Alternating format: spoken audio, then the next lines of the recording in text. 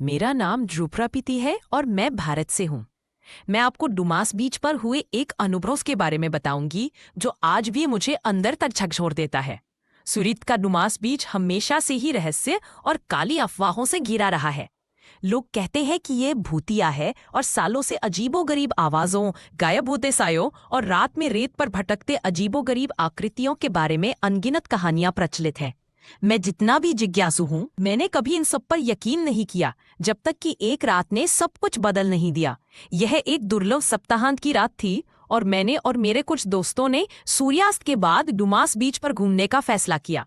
हमने अफवाहें सुनी थी, बेचैन आत्माओं की कहानियां, अस्पष्टीकृत गायबियां और कैसे लोग किनारे के किनारे धुंध में गायब हो जाते थे।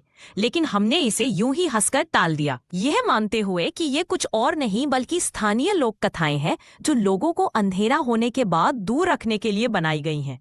जैसे जैसे हम समुद्र तट पर चल रहे थे, सिर्फ लहरों के टकराने की आवाजें और खालीपन में हमारी बिना किसी चेतावनी के समुद्र तट पर हवा का एक बर्फीला झोंका आया।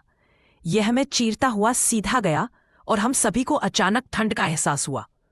मेरे एक दोस्त ने मजाक में कहा, शायद ये कोई भूत है। लेकिन जब हमने उसे सुना तो हमारी हंसी फीकी पड़ गई।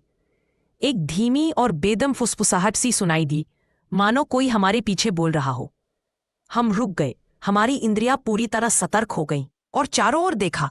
वहां कोई नहीं था, समुद्र तट खाली था।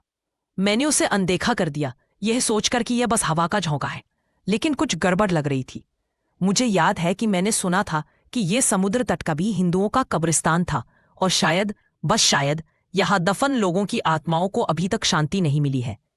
जैसे जैसे हम आगे बढ़े, मेरी टॉर्च टिमटिमाने लगी और एक घना, भयानक कोहरा छाने लगा।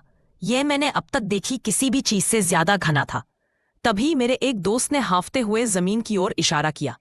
वहां हमारे ठीक सामने रेत पर पैरों के निशान दिखाई दे रहे थे, मानो कोई अदृश्य व्यक्ति सीधे हमारी ओर आ रहा हो। हमारी घबराहट बढ़ गई और मेरे एक दोस्त ने फुसफुसाते हुए कहा, चलो यहां से चलते हैं। मुझे दोबारा बताने की जरूरत नहीं थी, लेकिन किसी चीज ने, शायद मेरी जिज्ञासा ने या किसी और चीज ने, मुझे बस एक पल के लिए और रोक लिया। मैंने नीचे पैरे के निशानों को देखा जो कदम कदम करीब आ रहे थे, मानो उनका कोई इरादा हो। और फिर बस एक पल के लिए मैंने उसे देखा, एक साया सी आकृति। उसकी खोखली आंखें सीधे मुझे घूर रही थीं। उसकी आंखों में गुस्सा नहीं था, कुछ और था, दुख और चेतावनी का मिश्रण। दिल तेजी से धड़का रहा था। मैं लड़खड़ाते हुए पीछे हट गया और मैं और मेरे दोस्त दौड़ पड़े।